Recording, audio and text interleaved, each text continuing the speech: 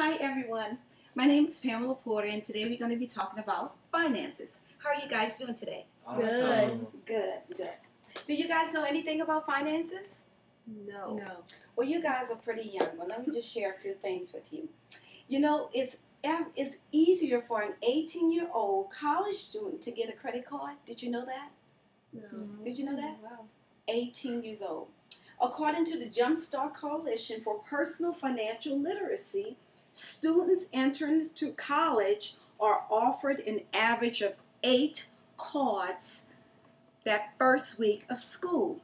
In 2006, students received an average of 25 to 50 credit card offers. Wow. And you know what? Because of that, several of my friends, my own personal friends, actually have experienced bankruptcy due to credit card debt. Wow. So today we're going to be talking about that today, okay?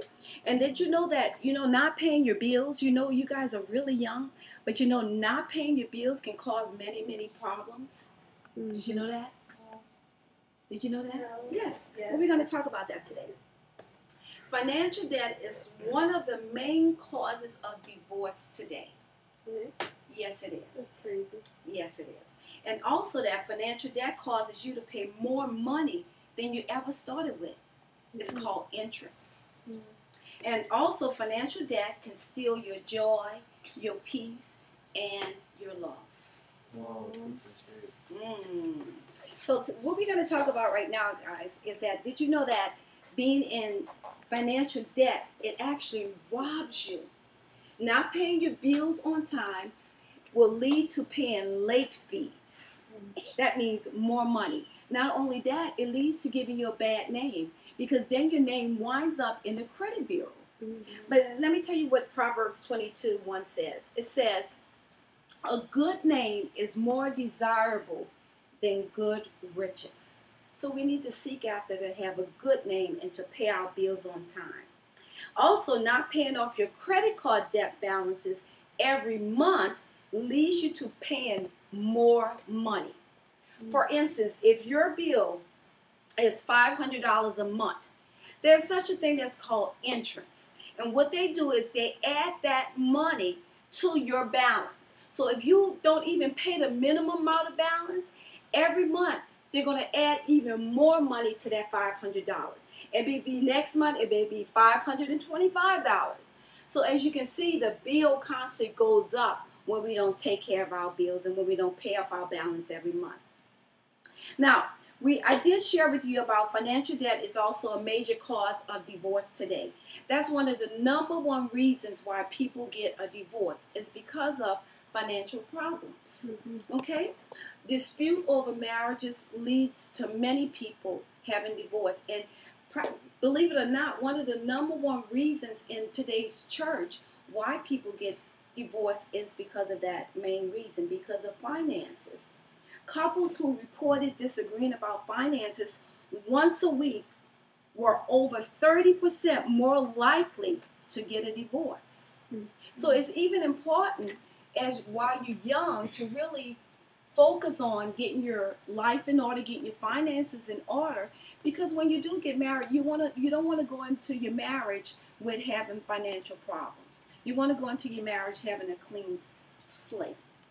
Also, financial debt causes many problems.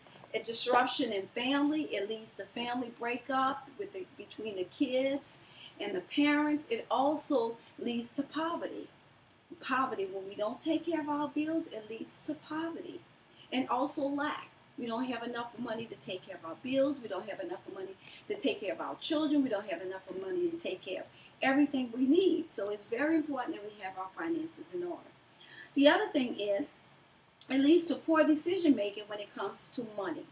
For instance, how many of you guys like nice clothes? Yes, we all do. But you know what? In order to buy something really nice or buy anything, we should have the money first to pay for it.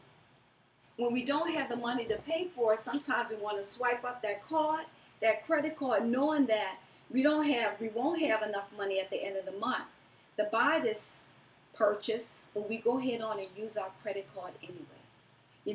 And a lot of that leads to, because we see things and sometimes we become greedy when it comes to wanting things because we don't have the right mentality when it comes to our finances. We don't realize that we have to have things in order. Okay? Another problem is financial debt causes is it causes worry, and it also causes frustration and anger. A lot of people is angry because they don't have things. It causes bondage, financial bondage, where you want to be able to be free to do things, but you can't do those things because you're so much high in debt that you can't even go and buy yourself a snowball or a Coke or go out to the movies because all your money is tied into paying bills. All right? But there's hope, and there's practical steps that we can do to become financial freedom, to have financial freedom. And one of them is to actually take a good look at where you stand at. Take a good look at everything you have, all the money that's coming in, and then you put that against all the bills that you have coming in. And what you want to do, one of the first steps you can do is you can actually start with a 1,000 savings fund. Now, if you make less than $20,000 a year, you want to start off just saving $500 and just put that money away for emergencies. You don't want to touch that. You want to keep that. Then the next step you want to do is you want to start paying off your debt. Okay, and that's called the snowball step. All right, and the way you do that is called debt snowball. The way you do that is that you start with the smallest balance. You list all your debt and you start with the smallest balance to the largest balance, okay? Then you don't be concerned with the interest rate. You don't want to be concerned with that. And then what you want to do is, unless you have two debts have a similar payoff balance, in that case, you want to then list the one with the highest interest rate first, all right?